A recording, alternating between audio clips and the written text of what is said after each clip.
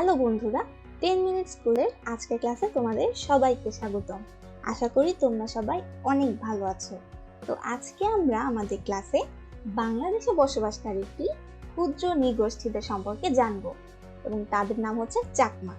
চলো আজকে আমরা চাকমা সম্পর্কে কিছু তথ্য জেনে আসি।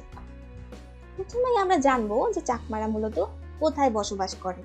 আচ্ছা, চাকমারা মূলত বাংলাদেশের রাঙামাটি, বান্দরবন ও খাগড়াছড়ি জেলায় বসবাস করে। এই যে তোমরা এই মানচিত্রটা দেখতে পাচ্ছ, এর এই যে এই অংশটুকু রাঙামাটি, বান্দরবন এবং খাগড়াছড়ি, এই অঞ্চলটাতে কিন্তু চাকমারা বসবাস করে এবং নৃতাত্ত্বিক বিচারে চাকমারা মঙ্গোলীয় নৃগোষ্ঠীর লোক।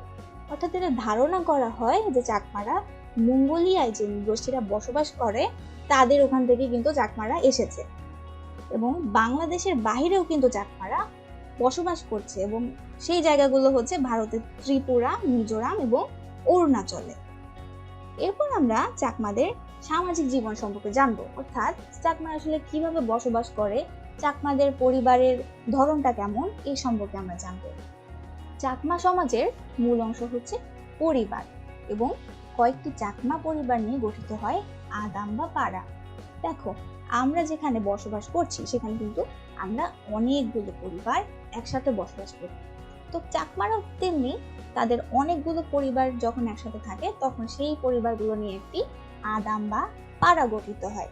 এখন এই পাড়ার কিন্তু একজন প্রধান থাকে এবং এই পাড়ার প্রধানকে বলা হয় কারবারি। এখন দেখো, কয়েকটি পাড়া নিয়ে আবার মৌজা গঠিত হয়, অর্থাৎ এই যে কয়েকটি পরিবার নিয়ে একটি পাড়া গঠিত হলো, এখন অনেকগুলো পাড়া নিয়ে আবার গঠিত হবে মৌজা এবং এই মৌজার আবার একজন প্রধান থাকে এবং এই প্রধানকে বলা হয় হেডম্যান।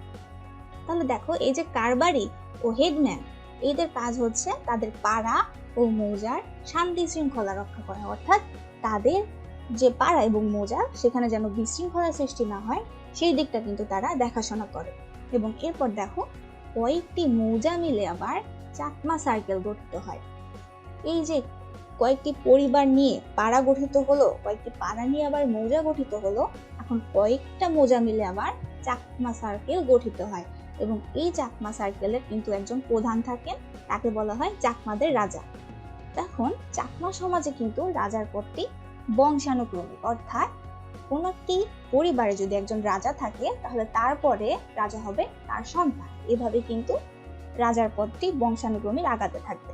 এবং চাকমা সমাজটা হচ্ছে পিতৃতান্ত্রিক, অর্থাৎ চাকমা পরিবারে পিতাই কিন্তু প্রধান। এবার আমরা জানবো চাকমাদের অর্থনৈতিক জীবন সম্পর্কে, অর্থাৎ কিভাবে চাকমারা তাদের জীবিকা নির্বাহ করছে সেই ব্যাপারটি। দেখো, প্রথমেই বলা হচ্ছে যে চাকমাদের জীবিকার প্রধান উপায় হচ্ছে কৃষিকাজ, অর্থাৎ তারা কৃষি কাজের মাধ্যমে কিন্তু আয় রোজগার করে থাকে। কিন্তু যেই পদ্ধতিতে তারা চাষ করে থাকে তাকে বলা হয় জুম। তো এই জুমের পদ্ধতিটা হচ্ছে যে তারা ঘুরে ঘুরে, অর্থাৎ স্থানান্তরের মাধ্যমে চাষাবাদ করে এবং এই জুম চাষটা কিন্তু পাহাড়ের উপর করা হয়। তারা পাহাড়ের উপর গাছপালা কেটে পুড়িয়ে কয়েক বছর কিন্তু সেটা ফেলে রাখে যাতে তারা তাদের জমির উর্বরতাটা বৃদ্ধি করতে পারে। কিন্তু বর্তমানে কিন্তু তারা জুম চাষের পাশাপাশি হাল চাষে অভ্যস্ত হয়েছে। এই যে তোমরা ছবিটা দেখতে পাচ্ছ, এটা কিন্তু জুম চাষের ছবি। এখন আমরা চাকমাদের ধর্মীয় জীবন সম্পর্কে জানবো। চাকমারা মূলত বৌদ্ধ ধর্মাবলম্বী এবং তাদের প্রত্যেকটি গ্রামেই কিন্তু বৌদ্ধ মন্দির রয়েছে এবং চাকমাদের প্রধান উৎসব হচ্ছে বৈশাখী পূর্ণিমা। এই বৈশাখী পূর্ণিমা কিন্তু গৌতম বুদ্ধের জন্ম, মৃত্যু ও বৌদ্ধত্ব প্রাপ্তির দিন হিসেবেই পরিচিত, অর্থাৎ এইটাই হচ্ছে তাদের প্রধান ধর্মীয় উৎসব।